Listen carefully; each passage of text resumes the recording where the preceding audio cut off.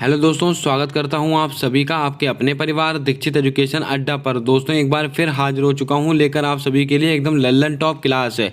दोस्तों 5 से 6 महीने की करंट अफेयर के जो भी महत्वपूर्ण सवाल है आपकी परीक्षा में बन सकते हैं उनके ऊपर आज हम चर्चा करने वाले हैं। सारी क्लास को आप अपनी कॉपी के अंदर वन लाइनर नोट्स के रूप में नोट करके रखिएगा।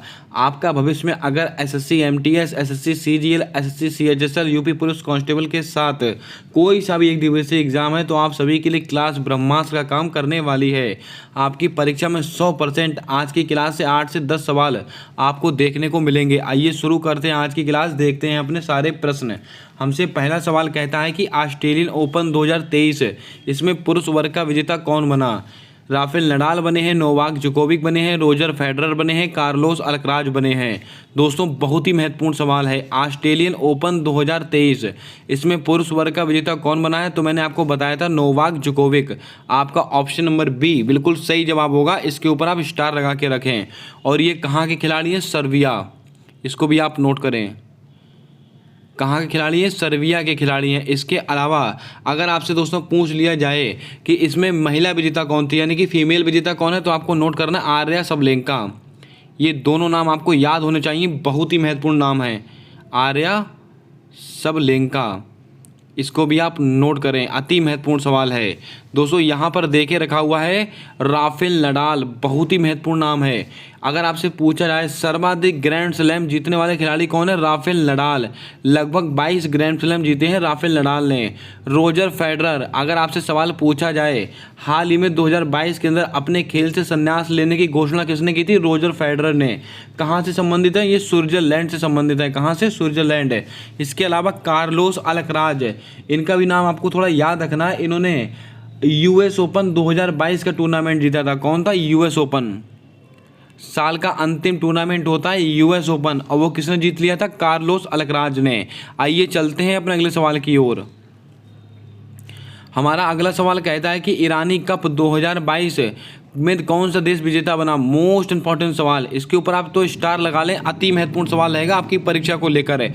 ईरानी कप 2022 में कौन जीता था? Madhya Pradesh, Saurashtra, rest of India, Maharashtra. दोस्तों आपको बता दें ईरानी कप 2022 इसका विजेता कौन बना है?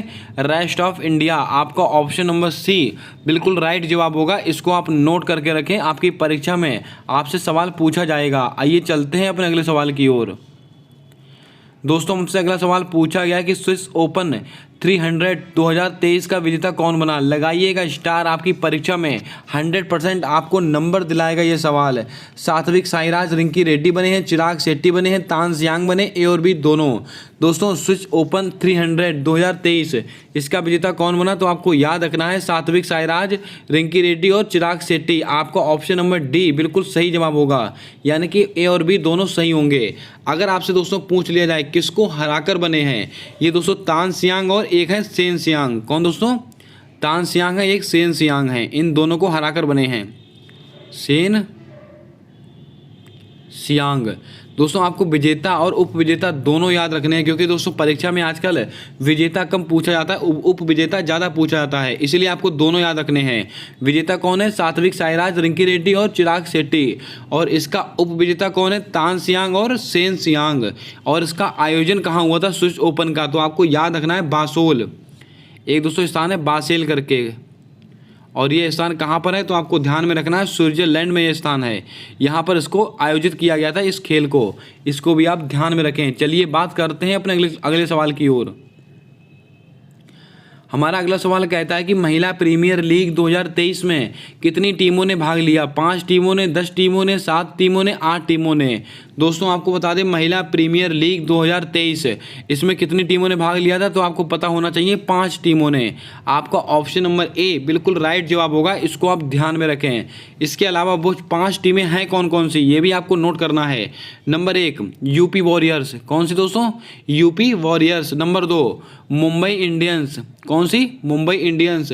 Number 3 Delhi Capital, Delhi Capital. इसके अलावा रॉयल चैलेंजर्स बेंगलुरु आरसीबी। और इसके अलावा एक लास्ट कौन सी है तो आपको याद रखना है गुजरात। ये 5 टीमों ने भाग लिया था, आपको इनको नाम याद रखने हैं।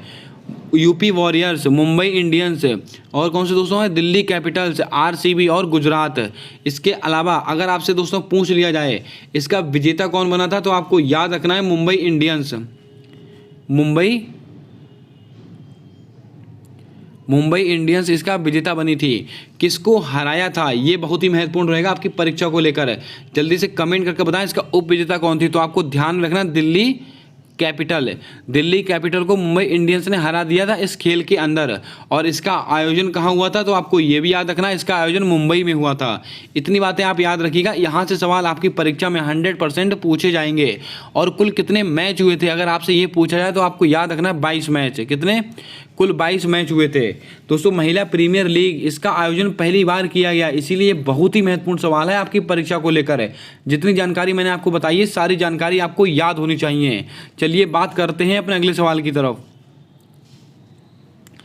हमारा अगला सवाल कहता है कि विश्व महिला मुक्केबाजी चैंपियनशिप में स्वर्ण पदक विजेता कौन है। निखत जरीन, नीतू घंघास, स्वीटी बुरा, उपरोक्त तो सभी। आप सब जानते हैं विश्व महिला मुक्केबाजी चैंपियनशिप इसका अभी हाल ही में आयोजन हुआ था और इसमें स्वर्ण पदक भी किसने दिलाया अपने भारत देश को, तो आपको याद रखना है ये निखत जरीन, नीतू घंघास, स्वीटी बुरा, इन तीनों ने दिलाया था। आपका ऑप्शन नंबर डी बिल्कुल सही जवाब होगा। इसके अलावा एक नाम दोस्तों आपको और याद रखना है, लवलीना बोरगोहन। कौन है, लवलीना बोरगोहान। इनका दोस्तों इनका नाम है लवलीना बोरगोहान करके नाम है, इसको भी आप ध्यान में रखें। और ये कहाँ की रहने वाली हैं, या असम की रहने वाली हैं। कहाँ की, असम की रहने वाली हैं, इसको भी आपको नोट करना है। उम्मीद करता हूँ आपने इसको नोट कर लिया होगा। आइए दोस्तों बात करते हैं अपने अगले सवाल की ओर। दोस्तों इसका आयोजन कहाँ हुआ, तो आप लिख लीजिएगा इसका आयोजन हुआ था अपने भारत देश में, इसीलिए ये महत्वपूर्ण है। और कौन से क्रम का है ये भी थोड़ा याद रखिएगा, ये 13वें क्रम का है। कौन से, 13वें क्रम का है। चलिए बढ़ते हैं अपने अगले सवाल की तरफ। हमारा अगला सवाल कहता है कि जूनियर कबड्डी विश्व चैंपियनशिप 2023 इसका उप विजेता कौन बना। भारत है, जापान है, ईरान है, दक्षिण कोरिया है।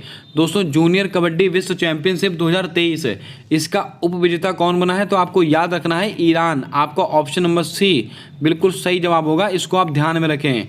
और इसका विजेता कौन बना था, अपना भारत देश इसका विजेता बना था। भारत इसका विजेता बना था। इतनी बातें आपको नोट करनी है। दोस्तों जल्दी से क्लास को लाइक कर दें। चैनल पर पहली बार आए हो तो चैनल को सब्सक्राइब करके बेल वाला आइकन ध्यान से दबा लें, ताकि आने वाली सारी वीडियोस के अपडेट आप तक आसानी से पहुंचते रहें। और पूरी क्लास को आप अटेंड कीजिएगा। 100% आज की क्लास से आपकी परीक्षा में 8 से 10 सवाल आपको देखने को मिलेंगे। चलिए बढ़ते हैं अपने अगले सवाल की तरफ। दोस्तों हमारा अगला सवाल कहता है कि संतोष ट्रॉफी 2023 इसका विजेता कौन बना। केरल बना है, पश्चिम बंगाल बना है, कर्नाटक बना है, मध्य प्रदेश बना है। दोस्तों आपको बता दें संतोष ट्रॉफी 2023 इसका विजेता कौन बना था, तो आपको याद रखना है कर्नाटक। आपका ऑप्शन नंबर सी बिल्कुल सही जवाब होगा, इसको आप ध्यान में रखें। इसके अलावा अगर आपसे पूछ लिया जाता संतोष ट्रॉफी 2022 इसका विजेता कौन था, केरल। किसको हराया था, पश्चिम बंगाल को हराया था। लेकिन दोस्तों हमसे क्या पूछा गया है, 2023 वाला। 2023 किसने जीता है, कर्नाटक ने। इतनी बातें आपको नोट करनी है। और दोस्तों कमेंट करके बताएं संतोष ट्रॉफी ये दोस्तों कौन से खेल से संबंधित है, इसका जवाब आपको कमेंट कर बताना है। दोस्तों यहाँ पर एक सवाल और नोट कर लीजिएगा, रणजी ट्रॉफी। कौन सी, रणजी ट्रॉफी 2023 इसका दोस्तों विजेता कौन बना है, तो आपको याद करके रखना है सौराष्ट्र। ये सब ऐसे सवाल हैं जो आपकी परीक्षा में 100% पूछे जाएंगे, इसको भी आप नोट करें। आइए चलते हैं अपने अगले सवाल की तरफ। हमारा अगला सवाल कहता है कि विवो प्रो कबड्डी लीग 2022 का उप विजेता कौन बना। दोस्तों दबंग दिल्ली बने, पुनेरी पल्टन बने, जयपुर पिंक पैंथर्स बने, सौराष्ट्र बने हैं। विवो प्रो कबड्डी लीग 2022 इसका उप विजेता कौन बना, तो आपको याद करके रखना है पुनेरी पल्टन। आपका ऑप्शन नंबर बी बिल्कुल सही जवाब होगा। लेकिन अगर आपसे पूछा जाता है इसका विजेता कौन बना है, तो आपको याद रखना है जयपुर पिंक पैंथर्स। ये इसका विजेता बन चुका है, जयपुर पिंक पैंथर्स। इसके अलावा दबंग दिल्ली ये दोस्तों इन्होंने 8वें क्रम का जीता था। ये दोस्तों कौन से क्रम का था, ये 9वें सीजन था। अगर आपसे पूछा है 9वां विवो प्रो कबड्डी लीग 2022 का विजेता कौन बना है, तो आपको याद रखना है जयपुर पिंक पैंथर्स। किसको हराया, पुनेरी पल्टन को। अगर आपसे 8वें क्रम का पूछा है तो आपको याद रखना है दबंग दिल्ली ने जीता था। आइए चलते हैं अपने अगले सवाल की ओर। हमारा अगला सवाल कहता है कि आईसीसी अंडर 19 T20 विश्व कप 2023 इसका आयोजन कहाँ हुआ। लगाइएगा स्टार, आपकी परीक्षा वाला सवाल है। भारत में हुआ है, इंग्लैंड में हुआ है, दक्षिण अफ्रीका में हुआ है कि ऑस्ट्रेलिया में हुआ है? क्या होगा आपका सही जवाब, जल्दी से बताएं। आईसीसी अंडर 19 T20 विश्व कप 2023, इसका दोस्तों आयोजन कहां पर हुआ है? South Africa. आपका ऑप्शन नंबर सी बिल्कुल राइट जवाब होगा, इसको आप ध्यान में रखें। अगर आपसे पूछ लिया जाए इसका विजेता कौन बना था, तो आपको ध्यान में रखना है भारत इसका विजेता रहा था। कौन? भारत इसका विजेता बना था। इसके अलावा किसको हराया था? इंग्लैंड को हराकर, यानी कि उप विजेता कौन है? उप विजेता तो इंग्लैंड। उप विजेता कौन है? इंग्लैंड। इसको भी आपको नोट करना है। चलिए बढ़ते हैं अपने अगले सवाल की ओर। हमारा अगला सवाल कहता है कि 15वां पुरुष हॉकी विश्व कप 2023, इसका विजेता कौन बना? Bharat, Germany, Belgium, Kazakhstan. क्या होगा आपका सही जवाब, जल्दी से बताएं। 15वां पुरुष हॉकी विश्व कप 2023, इसका दोस्तों विजेता कौन बना है? तो आपको नोट कर लेना है, अति महत्वपूर्ण सवाल रहेगा। इसका विजेता बना था जर्मनी। आपका ऑप्शन नंबर बी बिल्कुल राइट जवाब होगा, इसको आप ध्यान में रखें। इसके अलावा किसको हराकर दोस्तों उसका विजेता बना था? बेल्जियम को हराकर, यानी कि उप विजेता कौन है? बेल्जियम। उप विजेता कौन है? बेल्जियम है। जीता कौन था? जर्मनी। लेकिन आपसे पूछा जाए इसका आयोजन कहाँ हुआ था, तो आपको याद होगा भारत में इसका आयोजन हुआ था। और कहाँ पर हुआ था? बिरसा मुंडा स्टेडियम, जो कि उड़ीसा में स्थित है। आपको नोट कराए हुए हैं सारे के सारे सवाल। चलिए बात करते हैं अपने अगले सवाल की तरफ। हमारा अगला सवाल कहता है कि फीफा अंडर 17 महिला विश्व कप 2022 का विजेता कौन बना? Bharat, Spain, Colombia, Istanbul. क्या होगा आपका सही जवाब, जल्दी से बताएं। दोस्तों फीफा अंडर 17 महिला विश्व कप 2022, इसका विजेता कौन बना था? तो आपको याद होना चाहिए स्पेन इसका विजेता रहा था। किसको हराया था? कोलंबिया को हराया था, यानी कि उप विजेता कौन है? कोलंबिया। उप विजेता कौन है? कोलंबिया इसका उप विजेता है। और इसका आयोजन कहाँ हुआ था? अपने भारत देश में इसका आयोजन हुआ था, आपको मैंने बताया हुआ है। इसको भी आपको ध्यान में रखना है। इसके अलावा इस्तांबुल, दोस्तों अगर आपसे पूछा जाता है तुर्की की राजधानी क्या है, तो आपको दोस्तों याद रखना है तुर्की की राजधानी है अंकारा, ना कि इस्तांबुल। कई बार दोस्तों आप कन्फ्यूजन में सवाल गलत कर देते हैं। अगर आपसे पूछा जाए तुर्की का नया नाम क्या हो चुका है? तुर्की। और तुर्की से दोस्तों तुर्की में जो भूकंप आया था उसकी मदद करने के लिए भारत ने कौन सा ऑपरेशन चलाया था? ऑपरेशन दोस्त। ऑपरेशन दोस्त, ये दोस्तों ऑपरेशन चलाया गया था भारत के द्वारा तुर्की में जो दोस्तों भूकंप आया था उसकी मदद करने के लिए। इसको भी आप ध्यान में रखें। अब आपको कमेंट करके बताना है सूडान से अपने भारतीयों को वापस लाने के लिए अभी हाल ही में भारत सरकार के द्वारा कौन सा ऑपरेशन चलाया गया, इसका जवाब आपको कमेंट कर कर बताना है। चलिए बात करते हैं अपने अगले सवाल की ओर। हमारा अगला सवाल कहता है कि रेलवे बोर्ड का नया चेयरमैन किसे नियुक्त किया गया है? दोस्तों मैंने आपको 11 से 12 सवाल खेल संबंधित बताए, जो भी दोस्तों महत्वपूर्ण सवाल बन सकते थे आपकी परीक्षा में। अब दोस्तों कुछ महत्वपूर्ण सवाल आपको नियुक्ति से संबंधित मैं आपको बताने वाला हूं। रेलवे बोर्ड का नया चेयरमैन किसे बनाया गया? अनिल कुमार लोहाटी, अश्विनी वैष्णव, परमेश्वर अय्यर, अमिताभ कांत। दोस्तों आपको बता दें रेलवे बोर्ड का नया चेयरमैन किसको नियुक्त किया गया है, तो आपको ध्यान में रखना है अनिल कुमार लोहाटी। आपका ऑप्शन नंबर ए बिल्कुल सही जवाब होगा, इसको आप ध्यान में रखें। अश्विनी वैष्णव ये दोस्तों कौन है? ये रेल मंत्री हैं। कौन है दोस्तों? रेल मंत्री हैं। और अगर आपसे पूछ लिया जाए गति शक्ति विश्वविद्यालय, बहुत ही महत्वपूर्ण सवाल, गति शक्ति विश्वविद्यालय, गति शक्ति विश्वविद्यालय का प्रथम चांसलर, गति शक्ति विश्वविद्यालय का चांसलर किसको नियुक्त किया गया है? तो आपको याद रखना है दोस्तों अश्विनी वैष्णव को किया गया है। और ये गति शक्ति विश्वविद्यालय कहाँ पर स्थित है? बड़ोदरा गुजरात में स्थित है। कहाँ पर? बड़ोदरा गुजरात में स्थित है। इसको भी आपको नोट करना है, बहुत ही महत्वपूर्ण सवाल बनेगा। अब बात करते हैं परमेश्वर अय्यर, ये दोस्तों कौन है? तो आपको याद होगा नीति आयोग के पूर्व सीईओ थे। वर्तमान में कौन है? तो आपको याद रखना है आर सुब्रमण्यम, वर्तमान में दोस्तों वहाँ के सीईओ हैं। लेकिन दोस्तों उनसे पहले कौन थे? परमेश्वर अय्यर। अमिताभ कांत ये दोस्तों कौन है? G20 के शेरपा हैं। G20 का शेरपा किसको नियुक्त किया गया? तो आपको याद रखना है अमिताभ कांत को किया गया है। चलिए बात करते हैं अपने अगले सवाल की ओर। हमारा अगला सवाल कहता है कि BBC Indian sport women of the year किसको चुना गया? निखत जरीन, पीटी उषा, कर्णम मल्लेश्वरी, मीराबाई चानू। दोस्तों आपको बता दें BBC Indian sport women of the year ये किसको चुना गया? तो आपको ध्यान में रखना है मीराबाई चानू। आपका ऑप्शन नंबर डी बिल्कुल सही जवाब होगा, इसको आप ध्यान में रखें। इसके अलावा दोस्तों पीटी उषा राष्ट्रीय ओलंपिक संघ, राष्ट्रीय ओलंपिक संघ, राष्ट्रीय ओलंपिक संघ की पहली महिला अध्यक्ष किसको बनाया गया? पीटी ऊषा जी को बनाया गया। इस सवाल के ऊपर आप वेरी इंपॉर्टेंट डाल के रखें, आपकी परीक्षा में आपको नंबर दिलाएगा ये सवाल। राष्ट्रीय ओलंपिक संघ की पहली महिला अध्यक्ष कौन बनी? पीटी ऊषा। इनको दोस्तों किस नाम से और जानते हैं? तो आपको याद रखना पयोली एक्सप्रेस। क्या है दोस्तों? पयोली एक्सप्रेस के नाम से भी इनको जाना जाता है, इसको भी आपको ध्यान में रखना है। कर्णम मल्लेश्वरी, इनका संबंध किससे? वेट लिफ्टिंग से संबंधित हैं। कहाँ की रहने वाली हैं दोस्तों? ये आंध्र प्रदेश की रहने वाली हैं, इसको भी आपको नोट करना है। निखत जरीन, इनका संबंध किससे? बॉक्सिंग से है। आइए चलते हैं अपने अगले सवाल की ओर। हमारा अगला सवाल कहता है कि 22वें विधि आयोग के अध्यक्ष किसको नियुक्त किया गया? आर वेंकट रमणी को बनाया गया, मल्लिकार्जुन खड़गे को बनाया गया, ऋतुराज अवस्थी को बनाया गया, केवी शाजी को बनाया गया। दोस्तों आपको बता दें 22वें विधि आयोग इसके अध्यक्ष कौन बने हैं? तो आपको याद रखना है ऋतुराज अवस्थी। आपको ऑप्शन नंबर सी बिल्कुल सही जवाब होगा, इसको आप ध्यान में रखें। इसके अलावा अगर आपसे पूछ लिया जाए पहले विधि आयोग के अध्यक्ष कौन थे? मैकाले। पहले विधि आयोग के अध्यक्ष कौन थे? मैकाले थे। लेकिन अगर यहीं आपसे सवाल पूछा जाता कि पहले विधि आयोग के भारतीय अध्यक्ष तो कौन थे? तो आपको याद, सॉरी दोस्तों, स्वतंत्र भारत के, किसके दोस्तों? स्वतंत्र भारत के पहले विधि आयोग के अध्यक्ष कौन थे? तो आपको याद रखना शीतलवाड़। ये दोनों सवाल अलग अलग हैं, इनको आप याद रख लें। शीतलवाड़, इसको भी आपको नोट करना है। बात करते हैं आर वेंकट रमणी, लगाइएगा स्टार, अति महत्वपूर्ण सवाल। ये दोस्तों कौन बनाए गए? तो आपको याद होना चाहिए भारत के महान्यायवादी,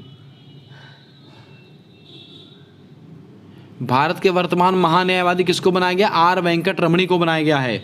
और महान्यायवादी किसके प्रसाद पर्यंत कार्य करता है? राष्ट्रपति के प्रसाद पर्यंत कार्य करता है।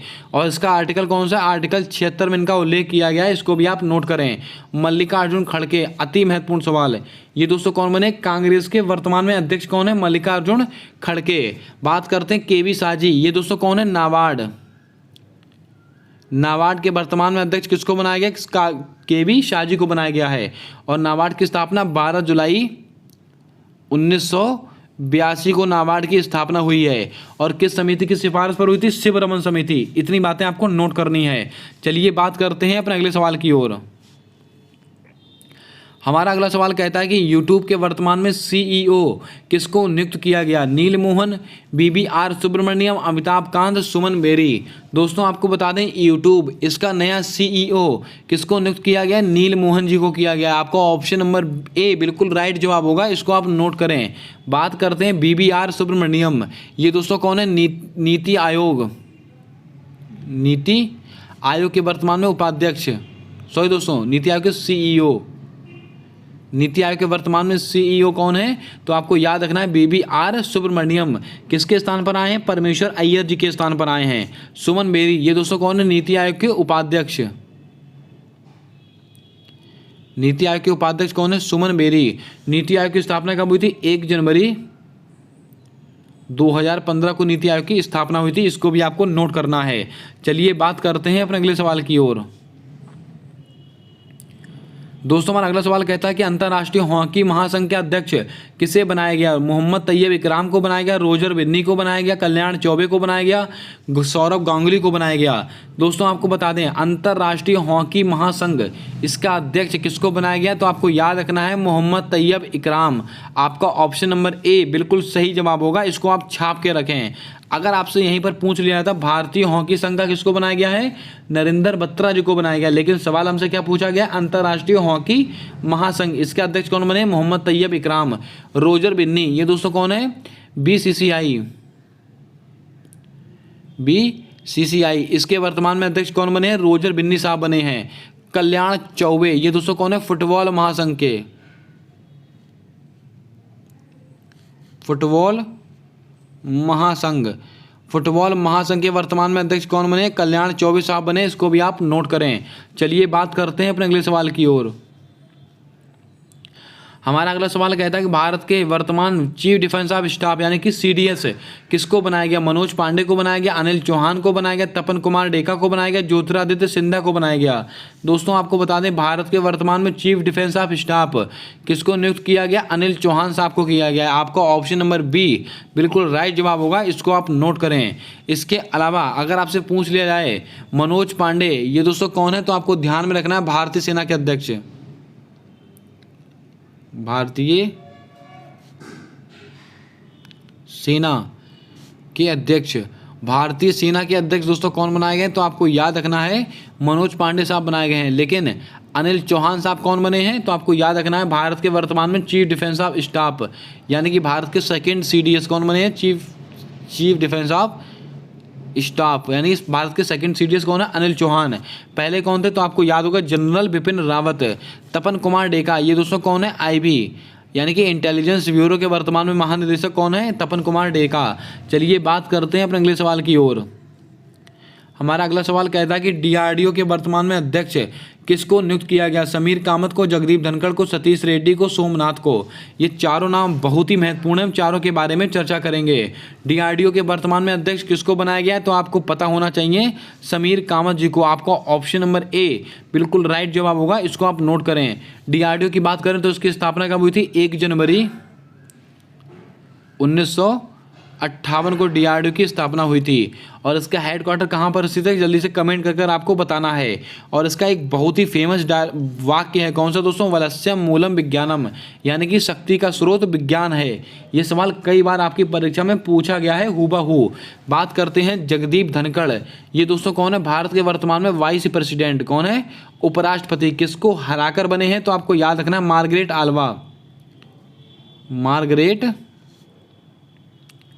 आल्वा, इनको हराकर बने कौन दोस्तों? भारत के वर्तमान में वाइस प्रेसिडेंट यानी कि उपराष्ट्रपति। और कौन से क्रम के हैं? 14वें क्रम के हैं। अगर आपसे पूछ लिया जाए भारत का एक उपराष्ट्रपति होगा तो आपको ध्यान में रखना है आर्टिकल 63 में इसका उल्लेख किया गया है। और उपराष्ट्रपति राज्यसभा का पदेन सभापति होगा, इसका उल्लेख आर्टिकल 64 में किया गया है, इसको भी आपको नोट करना है। बात करते हैं दोस्तों सोमनाथ, ये दोस्तों कौन है? इसरो के वर्तमान में हेड कौन है? सोमनाथ जी हैं। और इसरो की स्थापना कब हुई थी? 15 अगस्त 1969 को इसरो की स्थापना हुई थी। और इसका हेडक्वार्टर कहाँ पर स्थित है? बेंगलुरु में स्थित है। मैंने आपको कई बार ये सवाल नोट कराए हैं। चलिए बात करते हैं अपने अगले सवाल की ओर। हमारा अगला सवाल कहता है कि विश्व बैंक का नया अध्यक्ष किसको नियुक्त किया गया? लगाइएगा स्टार, आपकी परीक्षा में 100% इस सवाल से सवाल बनने वाला है। इंद्रजीत गिल को बनाया गया, अजय बंगा को बनाया गया, रुचिरा कंबोज को बनाया गया, साबा कुरैशी को बनाया गया। दोस्तों विश्व बैंक का नया अध्यक्ष किसको नियुक्त किया गया? तो आपको ध्यान में रखना है अजय बंगा साहब को। आपका ऑप्शन नंबर B बिल्कुल सही जवाब होगा, इसको आप ध्यान में रखें। इसके अलावा अगर आपसे पूछ लिया जाए विश्व बैंक का नया अर्थशास्त्री किसको नियुक्त किया गया? तो आपको ध्यान में रखना है इंद्रजीत गिल, आपका ऑप्शन नंबर A। अगर आपसे प्रश्न पूछा जाए विश्व बैंक, इसकी स्थापना कब हुई थी? 1944-45 के ब्रेटन वुड सम्मेलन में। ब्रेटन वुड सम्मेलन में इसकी स्थापना हुई थी। और इसका मुख्यालय कहाँ पर स्थित है? वाशिंगटन DC में इसका मुख्यालय स्थित है। आपको याद होगा दोस्तों ब्रेटन वुड सम्मेलन में एक IMF और दोस्तों वर्ल्ड बैंक, इन दोनों की स्थापना हुई थी। इनको आपस में जुड़वा बहनें कहा जाता है। इनका मुख्यालय कहाँ पर स्थित है? तो आपको याद रखना वाशिंगटन DC। IMF, इसकी दोस्तों मुद्रा कौन सी है? 5R, स्पेशल ड्राइंग राइट इसको कहते हैं, यानी कि गोल्ड पेपर भी कहा जाता है। इसको भी आप ध्यान में रखें। किसकी मुद्रा? IMF के द्वारा एक रिपोर्ट जारी की जाती है, उसका नाम दोस्तों क्या है? Outlook report. World outlook report कौन जारी करता? IMF, international monetary fund. इन जितने फैक्ट मैंने आपको बताए इनको आप नोट कर लें। रुचिरा कंबोज, लगाइएगा स्टार, आपकी परीक्षा का सवाल। UNO में दोस्तों स्थायी प्रतिनिधि कौन बनाई गई हैं? रुचिरा कंबोज बनाई गई हैं। इसके अलावा अगर आपसे पूछ लिया जाए UNO, इसकी स्थापना कब हुई थी? 24 अक्टूबर 1945 को इसकी स्थापना हुई थी। और इसका मुख्यालय कहाँ पर स्थित है? न्यूयॉर्क में स्थित है। इसको भी आप ध्यान में रखें। अब आपको कमेंट करके बताना है UNO, इसमें दोस्तों कितने अंग होते हैं? इसका जवाब कमेंट कर आपको बता देना है। चलिए बात करते हैं अपने अगले सवाल की तरफ। हमारा अगला सवाल कहता है कि न्यूजीलैंड के वर्तमान में प्रधानमंत्री किसको बनाया गया? जॉर्जिया मेलोनी को बनाया गया, चार्ल्स हिपकिंस को बनाया गया, मोहम्मद शहाबुद्दीन को बनाया गया, बेंजामिन नेतान्याहू को बनाया गया। दोस्तों आपको बता दें न्यूजीलैंड के वर्तमान में प्रधानमंत्री कौन बने हैं? तो आपको याद रखना है चार्ल्स हिपकिंस। आपको ऑप्शन नंबर B बिल्कुल राइट जवाब होगा। बात करते हैं जॉर्जिया मेलोनी यानी इटली। अगर आपसे पूछा इटली की महिला प्रधानमंत्री कौन है? जॉर्जिया मेलोनी है। दोस्तों अभी भारत भ्रमण पर आई थी हाल ही में, इसलिए इनका नाम आपको याद रखना है। मोहम्मद शहाबुद्दीन, ये दोस्तों कौन बने हैं? बांग्लादेश के राष्ट्रपति। बांग्लादेश के प्रेसिडेंट दोस्तों कौन बनाया गया? Mohammed Shahabuddin Benjamin Netanyahu. ये दोस्तों कहाँ के बने? इजराइल के प्रधानमंत्री हैं। इजराइल के प्रधानमंत्री कौन बने हैं? Benjamin Netanyahu. इन चारों नामों को आप नोट कर लें, बहुत ही महत्वपूर्ण सवाल हैं। आइए बात करते हैं अपने अगले सवाल की ओर। दोस्तों हमारा अगला सवाल कहता है कि नेपाल के वर्तमान राष्ट्रपति किसे नियुक्त किया गया? पुष्प कमल दहल प्रचंड को किया गया, रामचंद्र पौंडेल को किया गया, राम सहाय यादव को किया गया, अनवर इब्राहिम को किया गया। क्या होगा आपका सही जवाब? जल्दी से बताएं। नेपाल के वर्तमान में राष्ट्रपति ये किसको नियुक्त किया गया है? तो आपको याद रखना है रामचंद्र पौंडेल। आपका ऑप्शन नंबर बी बिल्कुल राइट जवाब होगा, इसको आप ध्यान में रखें। बात करते हैं पुष्प कमल दहल प्रचंड। ये दोस्तों कौन है? ये नेपाल के वर्तमान में प्रधानमंत्री हैं। कौन है? नेपाल के वर्तमान प्रधानमंत्री कौन बनाए गए हैं? पुष्प कमल दहल प्रचंड। इसके अलावा नेपाल दोस्तों राम सहाय यादव, ये कौन है? तो आपको याद रखना वाइस प्रेसिडेंट यानी कि उपराष्ट्रपति कौन बनाए गए हैं नेपाल के? तो राम सहाय यादव, इनका नाम आपको याद रखना है। दोस्तों यहाँ पर एक नाम दे के रखा हुआ है अनवर इब्राहिम। ये कौन बने? मलेशिया के राष्ट्रपति बने। कहाँ के? मलेशिया। यहाँ के राष्ट्रपति कौन बने हैं? तो आपको याद रखना है अनवर इब्राहिम। अब आपको कमेंट करके बताना है मलेशिया इसकी मुद्रा कौन सी है? मलेशिया की मुद्रा कौन सी है? इसका जवाब आपको कमेंट कर बता देना है। दोस्तों नेपाल आपको याद होगा यहाँ पर किसका मुख्यालय स्थित है? सार्क यानी कि दक्षेस का मुख्यालय स्थित है काठमांडू नेपाल में। और कितने मेंबर हैं? 8 मेंबर शामिल हैं। आइए चलते हैं अपने अगले सवाल की ओर। हमारा अगला सवाल कहता है कि श्रीलंका के वर्तमान में प्रधानमंत्री किसे नियुक्त किया गया? दिनेश गुणवर्धने को किया गया, रनील विक्रमसिंघे को किया गया, मिया मोटली को किया गया, लूला डिसिल्वा को किया गया। दोस्तों आपको बता दें श्रीलंका इसके वर्तमान में प्रधानमंत्री कौन बने? दिनेश गुणवर्धने। आपका ऑप्शन नंबर ए बिल्कुल सही जवाब होगा, इसको आप ध्यान में रखें। और श्रीलंका के राष्ट्रपति कौन बने हैं? रनील विक्रमसिंघे यानी कि प्रेसिडेंट। ये कौन बने हैं? रनील विक्रमसिंघे। बात करते हैं मिया मोटली, ये कौन बनी है? बारबाडोस की महिला प्रधानमंत्री। बारबाडोस की महिला प्रधानमंत्री कौन बनी है? तो आपको याद रख लेना है मिया मोटली। इसके अलावा लूला डिसिल्वा, ये दोस्तों कौन बने हैं? तो इनका भी नाम आपको याद रखना है। ये दोस्तों ब्राज़ील के बने हैं। कहाँ के?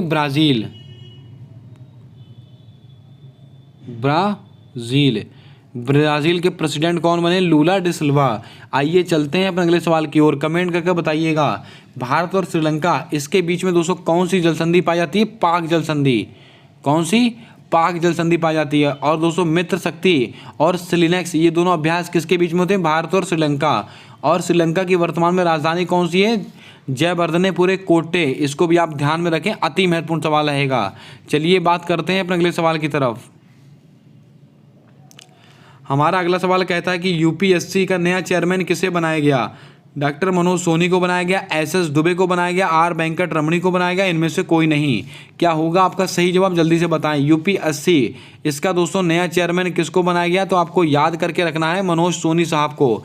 आपका ऑप्शन नंबर ए बिल्कुल राइट जवाब होगा, इसको आप ध्यान में रखें। अगर आपसे पूछ लिया जाए यूपीएससी ये दोस्तों कौन से आर्टिकल में आता है? आर्टिकल 315। यूपीएससी का उल्लेख किसके अंदर है? आर्टिकल 315 के अंदर है। और दोस्तों भाग कौन सा? भाग 14। दोस्तों जो स्टेट पीसी होता है, यूपीएससी होता है, इन सब का उल्लेख कौन से भाग में किया गया? भाग 14 में किया गया है। आर्टिकल कौन सा? आर्टिकल 315 है। और यूपीएससी इसके दोस्तों यूपीएससी का जनक किसको माना जाता है? सिविल सेवा का जनक कॉर्नवालिस को माना जाता है। इसको भी आप थोड़ा याद रखें, आपसे परीक्षा में सवाल कई बार पूछा गया है। बात करते हैं एसएस दुबे, ये दोस्तों कौन बने? भारत के वर्तमान में सीजीए। कौन दोस्तों? सीजीए। ये दोस्तों कौन है? एसएस दुबे। लेकिन दोस्तों भारत के CAG comptroller auditor general of India ये कौन है? गिरीश चंद्र मुर्मू जी हैं। और इनका उल्लेख कौन से आर्टिकल में? आर्टिकल 148 में किया गया है, आपको याद होना चाहिए। आर वेंकट रमणी हमने डिस्कस कर लिया, ये भारत के महान्यायवादी हैं जिनका उल्लेख आर्टिकल 76 में किया गया है। चलिए बात करते हैं अपने अगले सवाल की ओर। हमारा अगला सवाल कहता है कि टीसीएस का नया सीईओ किसे नियुक्त किया गया? के कीर्तिवासन, माधवीपुरी, बुच, रुचिरा कंबोज, हर्षवर्धन श्रृंखला। दोस्तों आपको बता दें टीसीएस इसका नया सीईओ किसको नियुक्त किया गया? तो आपको याद रखना है के कीर्तिवासन।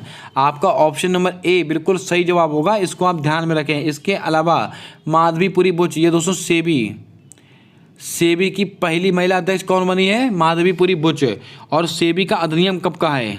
इसका अधिनियम है 1988 का। और इसकी स्थापना कब हुई थी? 1992 में इसकी स्थापना हुई थी सेबी की। इसको भी आपको याद करना है। हर्षवर्धन श्रृंखला, लगाइएगा स्टार। G20 दोस्तों, G20 इसके वर्तमान में चीफ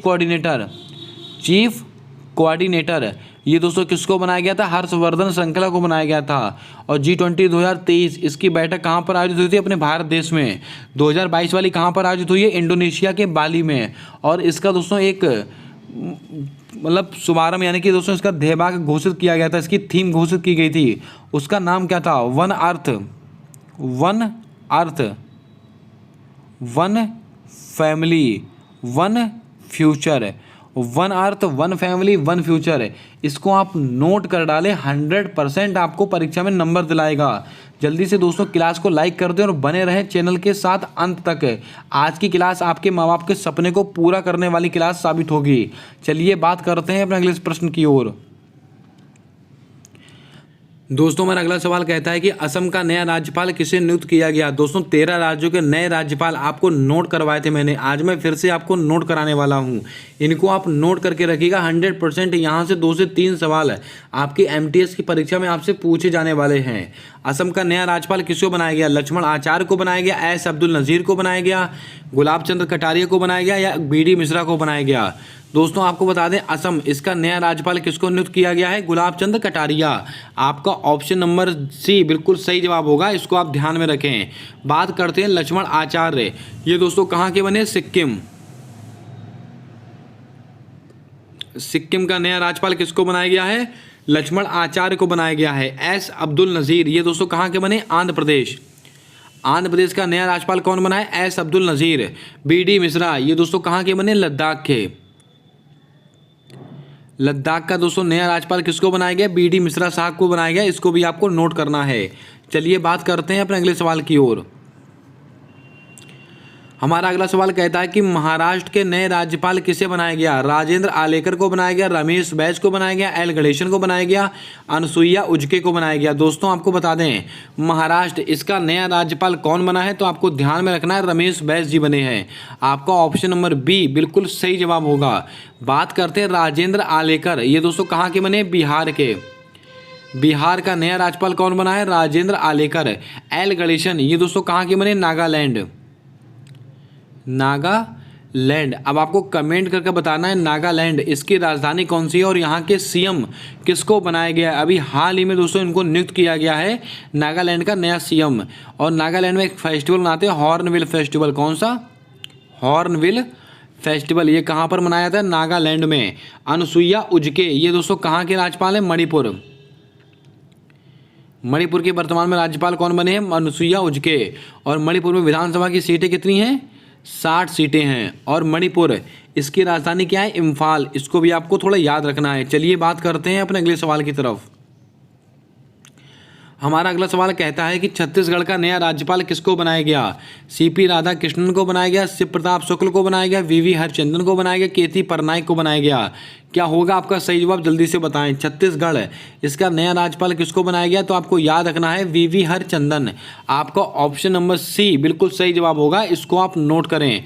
बात करते हैं दोस्तों CP राधाकृष्णन, ये दोस्तों कहाँ के राज्यपाल बने? झारखंड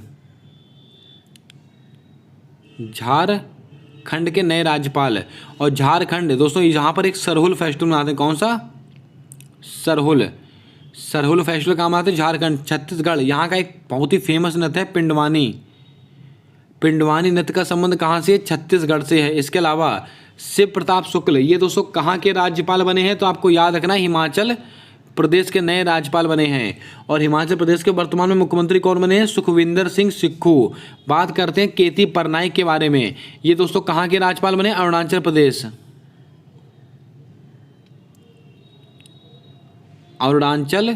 प्रदेश के नए राज्यपाल बने हैं। इसको भी आपको नोट करना है। चलिए बात करते हैं अपने अगले सवाल की ओर। हमारा अगला सवाल कहता है कि व्यादगी तालुक साहित्य सम्मेलन से संबंधित भाषा कौन सी है? तमिल भाषा है, कन्नड़ भाषा है, उड़िया भाषा, मलयालम भाषा है। लगाइएगा स्टार, आपकी परीक्षा में 100% आपसे पूछा जाने वाला सवाल होगा। व्यादगी तालुक साहित्य सम्मेलन से संबंधित भाषा कौन सी है? तो आपको याद रखना है कन्नड़ भाषा। आपका ऑप्शन नंबर बी बिल्कुल सही जवाब होगा, इसको आप ध्यान में रखें। बात करते हैं भाषा से संबंधित। वर्तमान समय में दोस्तों कितनी शास्त्रीय भाषाएं हैं? 6 भाषाएं हैं। कितनी? 6 शास्त्रीय भाषाएं हैं। और कौन कौन सी हैं? तो आपको याद होगा तमिल भाषा। ये दोस्तों कब की सबसे पुरानी भाषा? 2004 की है, इसको भी आप नोट करें। तमिल हो गया, तेलुगु हो गया, कन्नड़ हो गया, उड़िया हो गया, मलयालम हो गया, संस्कृत हो गया। इन 6 भाषाओं को आप नोट कर लें। और उड़िया सबसे नवीनतम भाषा है, 2014। इन दोनों सवालों को आप याद रखें। अगर आपसे पूछा है सबसे पुरानी भाषा कौन सी? तमिल भाषा। सबसे नवीन भाषा कौन सी? उड़िया भाषा। दोस्तों आपको क्या क्या बताया? तमिल, संस्कृत, तेलुगु, कन्नड़, उड़िया और मलयालम और संस्कृत। आइए चलते हैं अपने अगले सवाल की ओर। हमारा अगला सवाल कहता है कि मिसेज वर्ल्ड 2022 का खिताब किसने जीता? आर बोनी गैब्रियल ने जीता है, हरनाथ संधू ने जीता, सरगम कौशल ने जीता, कैरोलिना ने जीता है। दोस्तों आपको बता दें मिसेज वर्ल्ड 2022 है, इसका खिताब किसने जीता था? तो आपको मैंने बताया था सरगम कौशल ने जीता है। आपको ऑप्शन नंबर सी बिल्कुल सही जवाब होगा, इसको आप ध्यान में रखें। इसके अलावा अगर आपसे पूछ लिया जाए आर बोनी गैब्रियल इन्होंने क्या जीता? 71वां मिस यूनिवर्स मिस यूनिवर्स का खिताब किसने जीता? R'Bonney Gabriel. कहाँ से संबंधित है? USA यानी कि अमेरिका से संबंधित है। हरनाथ संधू इन्होंने 270वें क्रम की प्रतियोगिता दी थी, हरनाथ संधू ने। इसको भी आपको नोट करना है। चलिए बात करते हैं अपने अगले सवाल की तरफ। हमारा अगला सवाल कहता है कि 2022 में तमिल भाषा का साहित्य अकादमी पुरस्कार किसको प्राप्त हुआ? ये सवाल दोस्तों मैंने कल या परसों में भी आपको नोट कराया था, आज फिर इसको नोट करा रहा हूँ, इसको आप नोट कर लेना। 2022 में तमिल भाषा का साहित्य अकादमी पुरस्कार किसको मिला है? तो आपको मैंने बताया था S राजेंद्र को मिला है। आपका ऑप्शन नंबर डी बिल्कुल सही जवाब होगा। हिंदी भाषा का किसको मिला है? बद्रीनाथ को मिला है, बद्रीनारायण। ये दोस्तों हिंदी भाषा का मिला है। और किस लिए मिला है? तुमड़ी के शब्द इसलिए इनको दिया गया है, इसको भी आप ध्यान में रखें। अनुराधा राय इनको अंग्रेजी भाषा के लिए मिला है।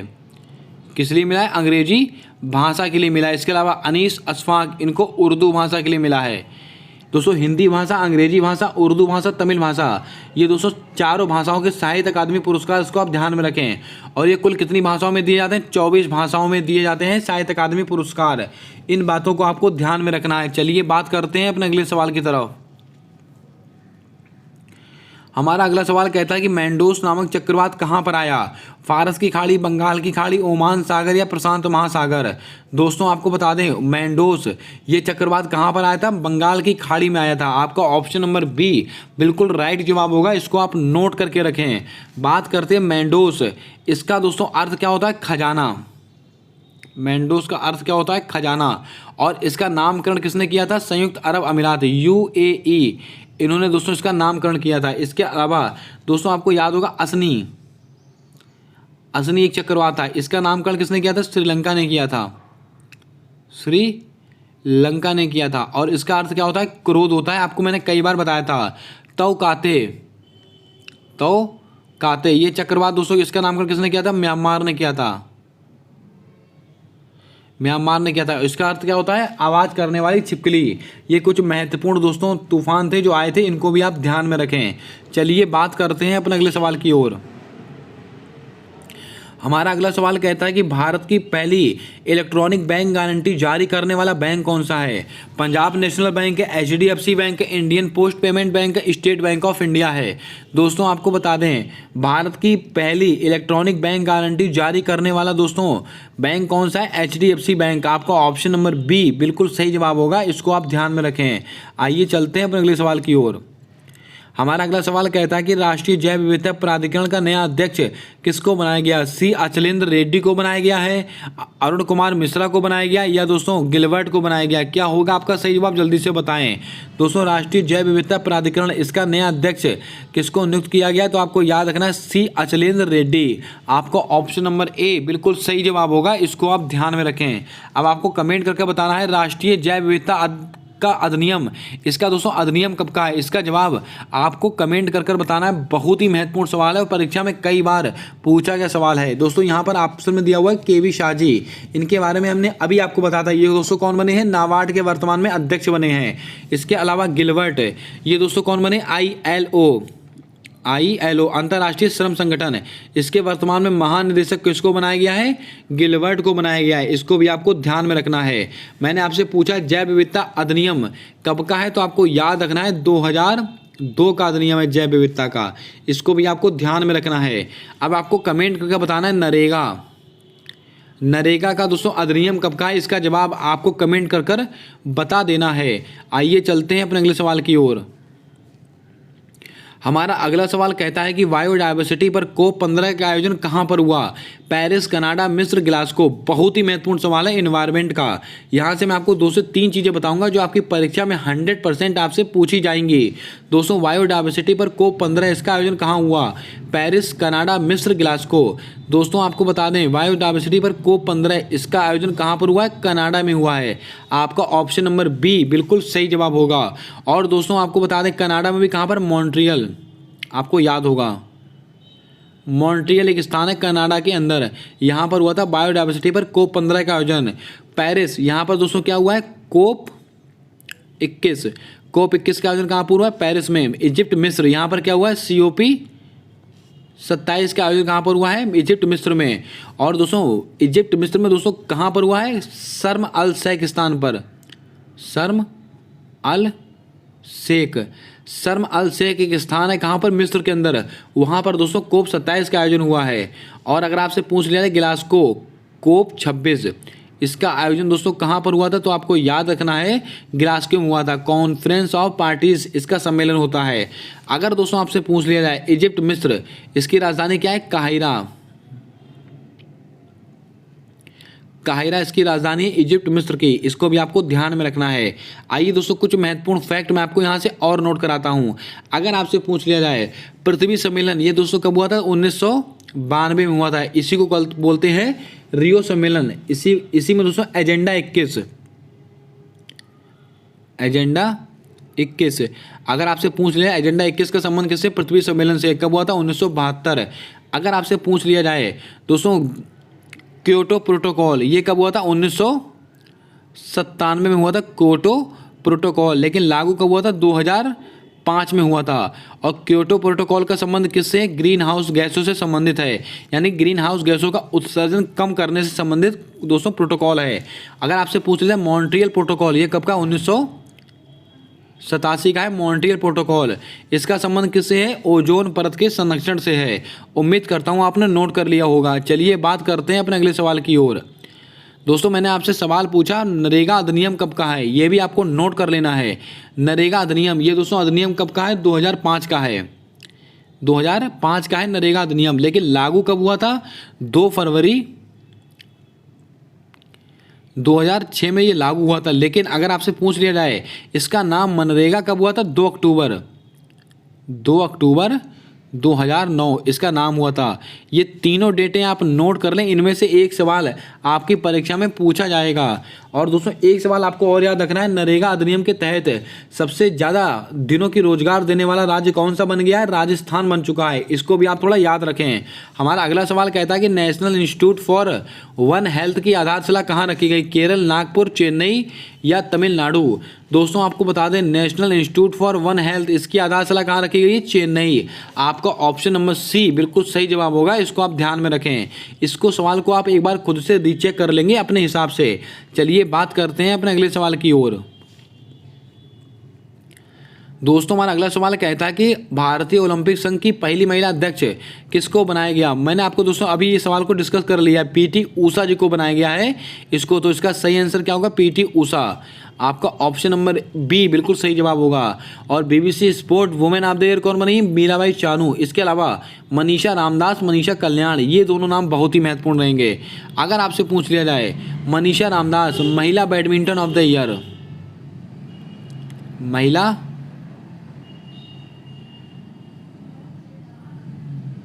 Badminton of the year 2023 22। महिला बैडमिंटन ऑफ द ईयर 2022 किसको बनाया गया? मनीषा रामदास को। लेकिन अगर आपसे यही पूछ लिया था महिला फुटबॉलर ऑफ द ईयर, महिला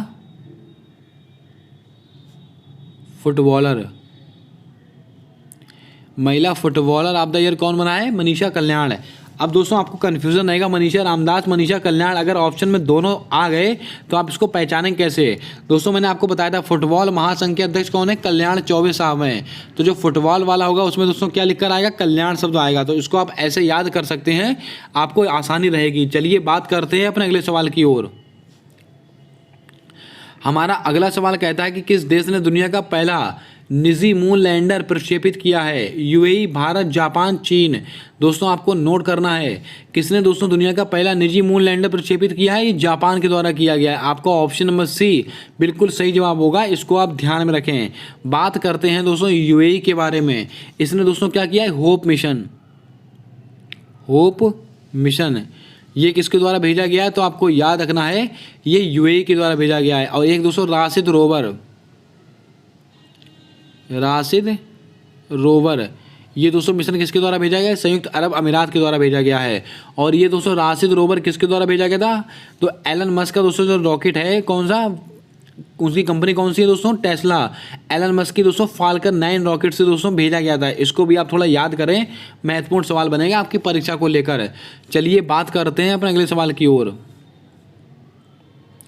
इस सवाल को भी हम डिस्कस कर चुके हैं वीवो प्रो कबड्डी लीग वाले को। आइए बात करते हैं अपने अगले सवाल की ओर। यहाँ पर दोस्तों एक ऑप्शन महत्वपूर्ण है आपकी परीक्षा के लिए, उसको हम डिस्कस कर लेते हैं। अगर आपसे पूछ लिया जाए सर्विसेज क्रिकेट कंट्रोल बोर्ड, ये दोस्तों कौन है? तो आपको दोस्तों याद रखना है जो 36वें राष्ट्रीय खेल हुए थे उसमें पदक तालिका में पहले स्थान पर दोस्तों कौन था? Services cricket control board. इसको आप याद रखें। और कहाँ पर हुए थे? गुजरात में हुए थे 36वें राष्ट्रीय खेल। 37वें क्रम के दोस्तों कहाँ पर होंगे? तो आपको याद होगा गोवा के अंदर होने वाले हैं। और 38वें कहाँ होंगे? तो दोस्तों 38वां भी आपको याद कर लेना है, ये उत्तराखंड में होंगे, यानी कि उत्तराखंड। इन तीनों सवालों को भी आप याद करें। आइए बात करते हैं अपने अगले सवाल की ओर। दोस्तों इसको भी हम डिस्कस कर चुके हैं। आइए बढ़ते हैं अपने अगले सवाल की ओर। हमारा अगला सवाल कहता है कि वन्य जीव संरक्षण बॉन्ड किसके द्वारा जारी किया जाता है? लगाइएगा आपकी परीक्षा वाला सवाल। WWF, IUCN, UNFCCC और वर्ल्ड बैंक। दोस्तों वन्य जीव संरक्षण बॉन्ड ये किसके द्वारा जारी किया गया? तो आपको मैंने बताया था विश्व बैंक यानी कि वर्ल्ड बैंक के द्वारा इसको जारी किया गया था। आपका ऑप्शन नंबर डी बिल्कुल सही जवाब होगा। और किसके लिए किया गया था? काले गेंडों के संरक्षण के लिए।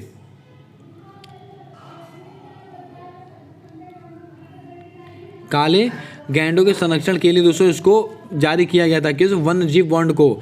इसके अलावा आइए दोस्तों कुछ महत्वपूर्ण संस्थाएं यहाँ पर दी हुई, इनके बारे में हम बात कर लेते हैं। जैसे कि WWF, ये दोस्तों क्या है? World wild life fund. इसकी स्थापना कब हुई थी? 1961 में इसकी स्थापना हुई थी। और इसका मुख्यालय कहाँ पर स्थित है? ग्लैंड स्विट्जरलैंड में इसकी मुख्यालय स्थित है WWF का। और इसका दोस्तों सिंबल कौन सा है? पांडा।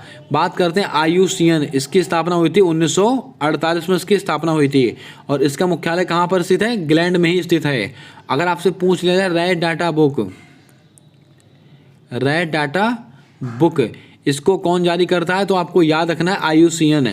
UNFCCC, मोस्ट इंपॉर्टेंट सवाल दोस्तों, इसका मुख्यालय कहाँ पर स्थित है? वॉन जर्मनी में इसका मुख्यालय स्थित है। United Nation Framework Convention to Climate Change, इसकी फुल फॉर्म भी आपको याद करनी है। चलिए बात करते हैं अपने अगले सवाल की ओर। दोस्तों हमारा अगला प्रश्न पूछता है 71वां मिस यूनिवर्स का खिताब किसने जीता? अभी हमने आपको बताया आर बोनी गैब्रियल के द्वारा जीता गया है। चलिए बढ़ते हैं अपने अगले सवाल की ओर। हमारा अगला सवाल कहता है कि समुद्रयान मिशन किस मंत्रालय के द्वारा लॉन्च किया गया? वाणिज्य एवं उद्योग मंत्रालय, पृथ्वी विज्ञान मंत्रालय, सामाजिक अधिकारिता न्याय मंत्रालय, सहकारिता मंत्रालय। दोस्तों आपको बता दें समुद्रयान मिशन ये किसके द्वारा लॉन्च किया गया है? पृथ्वी विज्ञान मंत्रालय। आपका ऑप्शन नंबर बी बिल्कुल सही जवाब होगा। और दोस्तों इसके दोस्तों वाहन का नाम क्या था? मत्स्य वाहन था इसका। मत्स्य इसका वाहन था, आपको मैंने नोट कराया था, इसको आप ध्यान में रखें। चलिए दोस्तों बात करते हैं अपने अगले सवाल की ओर।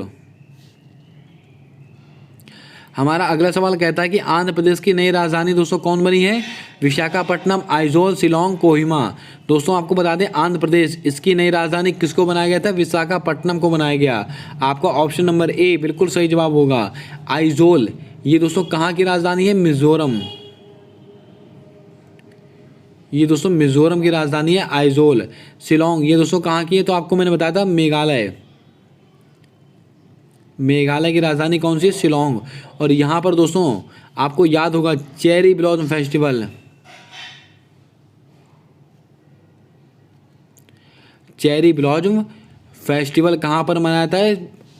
मेघालय की राजधानी शिलोंग में मनाते हैं। और यहीं पर दोस्तों कौन सी जनजातियाँ पाई थी?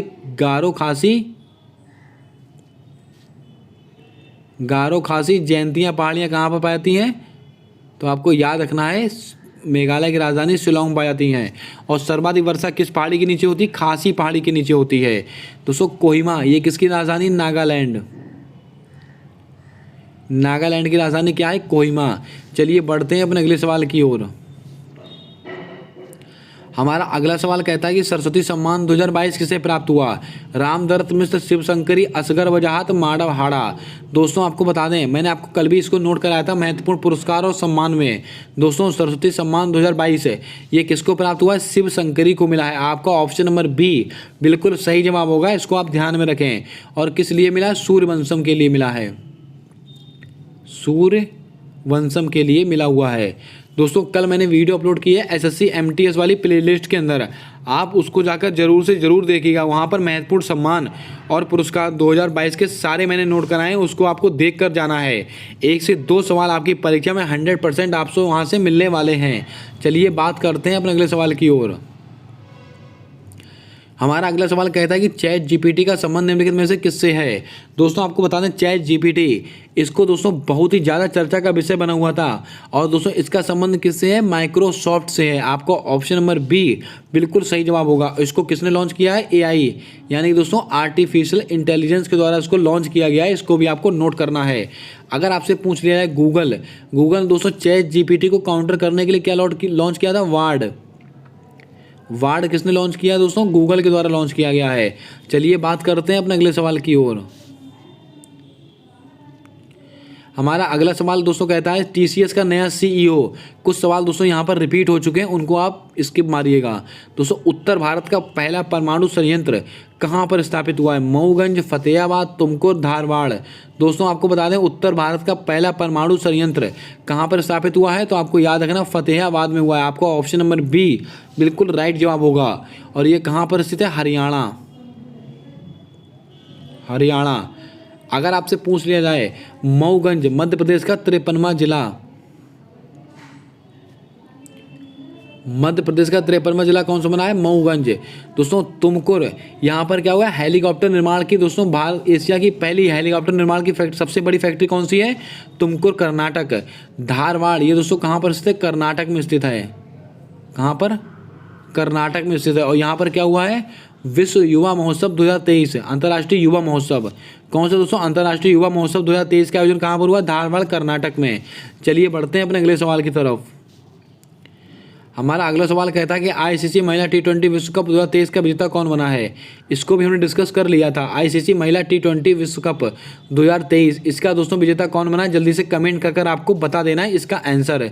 दोस्तों हमारा अगला सवाल क्या कहता है? अगला सवाल दोस्तों बहुत ही महत्वपूर्ण सवाल है, इसको आप बहुत ध्यानपूर्वक पढ़िएगा।